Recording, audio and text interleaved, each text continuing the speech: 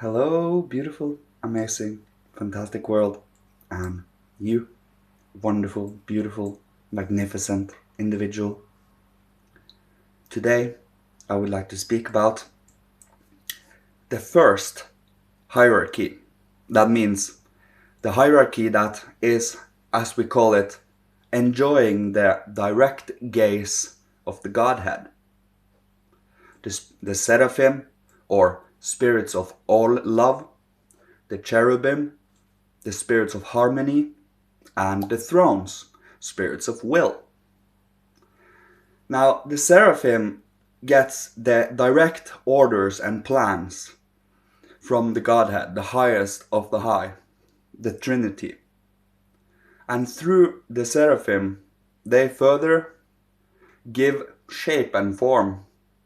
At first, it is at first only, what should we call it, a schematic if we are going to use figurative speaking here, because this is such lofty, sublime heights.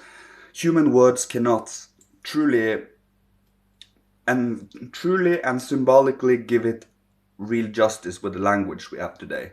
But after the seraphim receive the plans from the Godhead, they give it further to the cherubim, which through their wisdom works upon and further bring about a certain practical plan to these things. It is the hierarchy. They go through each other and they go in steps. But when you come to such high sublime heights, you must know that these plans they are giving are plans for, let's say, this solar system, how the ancient Saturn, ancient Sun, ancient Moon, Earth, Jupiter, Venus, and Vulcan, all of the whole cosmic plan of the humankind is going to play itself out over time. Now, the Trinity, the deities, the Godhead, seriously has the whole thing laid out. And when all of this is prepared and in wisdom expanded and worked upon through the cherubim, it is given to the thrones, which through their will starts to sacrifice. They have come so far in their development that they can sacrifice their own substance, their own heat, will, substance, their being, to create realities. That is how we in the first place even got any kind of, matter, if we should call it like that. The heat was the first. The heat came from the thrones, the first hierarchy, which is then worked upon by the lower hierarchies. You see, if we should use our solar system and the constellations as examples, the seraphim, cherubim, and thrones are the constellations around this solar system holding the space for us. It was the same in ancient times, in Saturn times, where we were just heat. They still held this space for us, and the thrones gave us the substance to work upon. Of course, when I say us, we all were there, but in a very, very, very dim conscious state. We didn't have as conscious and day-like consciousness as we have today. It was very rudimentary, to say the least. But we were heat nonetheless, with an ego that reflected back upon ourselves the heat, the differentiations of heat in this sphere. And because of the small differentiations in heat, we could differentiate ourselves from others and other. That is how we got the I-ness on Saturn. Of course, I am just speaking figuratively in symbols here, because one cannot truly, it is hard to explain what spiritual activities is working here. But back to the seraphim and cherubim and thrones. The seraphim, the highest, the all love. If you are to imagine fervent enthusiasm in a human being, you would get a glimpse of the seraphim. If you see a human being that has through decades of life gone through experiences that has been fought for, understanding and wisdom, that has gone through pain and suffering, through joy and sorrow, through every single thing you can imagine, and they have reflected upon it, come to a wise and knowing understanding of things. But they do not say anything about it. You see it in their deep gaze. You see it in their eyes. That wise old man, that can be considered the feelings of the seraphim. They are kind of, you just, when you stand by such a person, that person is wise. That person has gone through. That person has seen something, have seen a universe or two maybe. By all accounts, we barely have any connection to these high beings unless we truly strive towards getting an understanding of them, because they are spirits of all love. In the seraphim's way of saying things, there is no the subject and the object coincide with each other. That means I am the world and the world is I. That is their direct, and they do not go beyond themselves. They have the direct orders from the Godhead, so they never stray from themselves. They are doing the orders and the plans of the Godhead without fail, without any doubt, you see here, that is the spirits of all love. To be having that kind of existence would have been kind of amazing, wouldn't it? But we will come to such a stage when we reach in the future. We are going through this Earth stage, moving to the Jupiter stage, after to the Venus stage, and then to the Vulcan in the end. And then we have become a whole solar system, or a constellation. Venus is a solar system, and then a constellation would be Vulcan, I think. And we would be spirits of freedom and love. Just like the angels are spirits of twilight, and the archangels are sons of fire, and the archai are spirits of time, and the exousiae are the spirits of form, and the dynamis are the spirits of movement, and the kyriadites are spirits of wisdom. And we will be the spirits of freedom and love, because we have to choose in freedom, compassion, love, the path, dedication to the cause in freedom.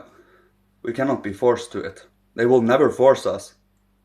If we do just pass everything by, they will not come here and guide our hand, and especially if we deny them.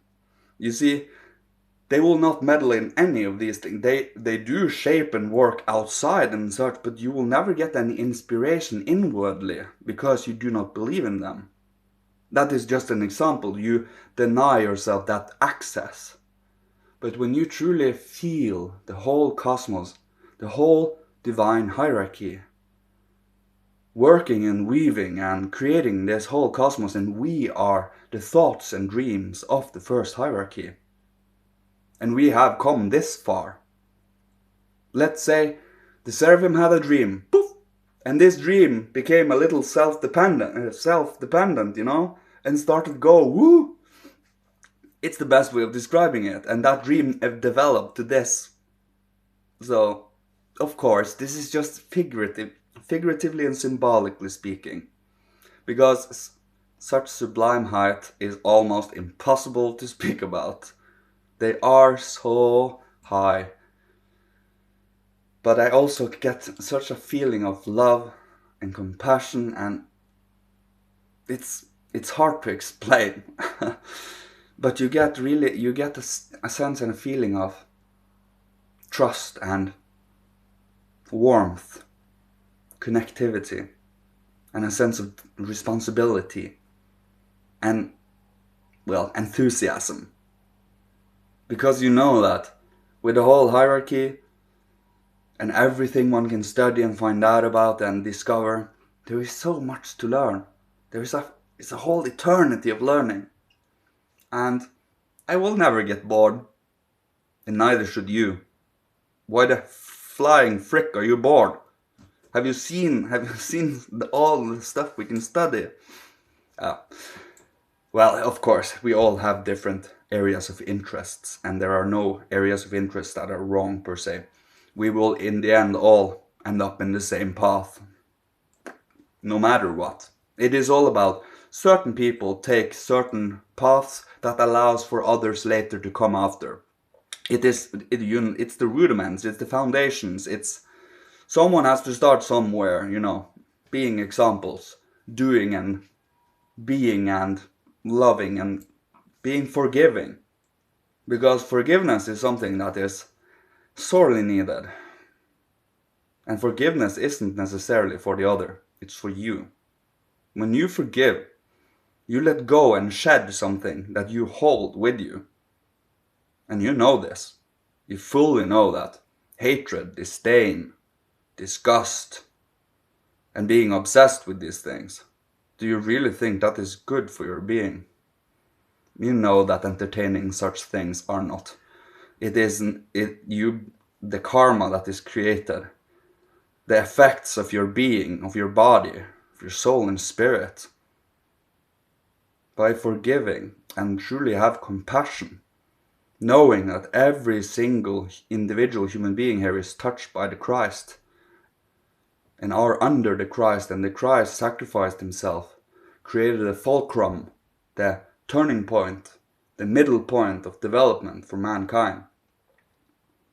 He did it for everyone. And by having that in mind, we do not exclude anyone.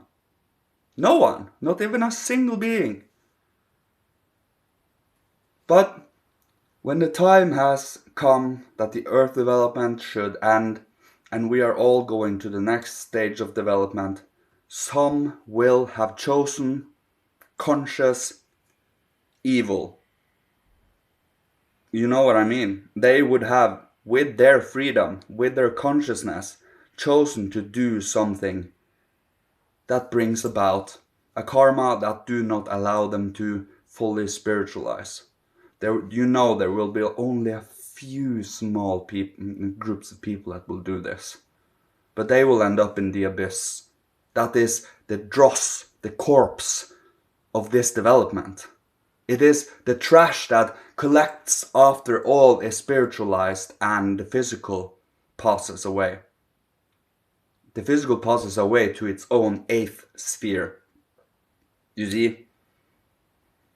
So, redemption is for us to not have that effect, to not have that result. Of course, as I said, you would have to do the black magic ABC consciously, and don't do that. But I will leave you with this today.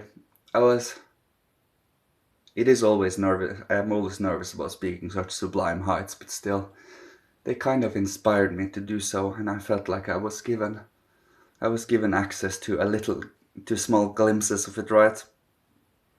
So, may you be protected, guided, blessed, and loved by Father, Holy Spirit, Christ, Michael, Seraphim, Cherubim, Thrones, Kyriadetes, Dynamis, Exousiae, Archai, Archangels, and Angels.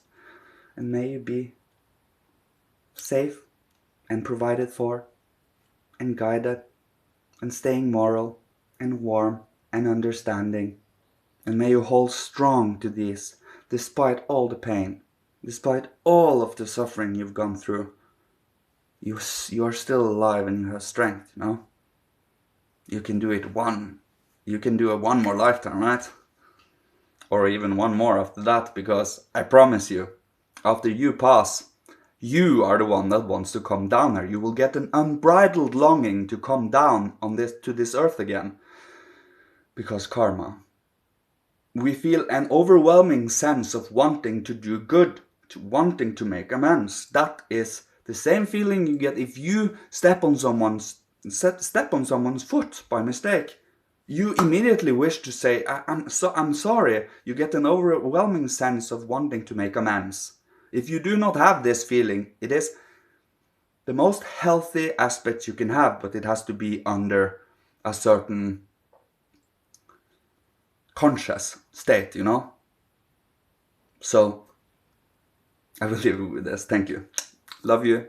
Goodbye.